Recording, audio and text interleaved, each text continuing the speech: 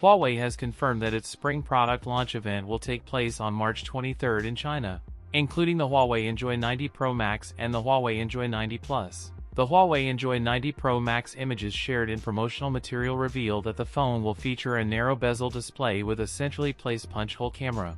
The rear panel includes a large circular camera module, a design approach that appears similar to recent Huawei flagship phones. The Enjoy 90 Pro Max will be powered by a Kirin 8 series processor, Kirin 8000 or Kirin 8020 platform.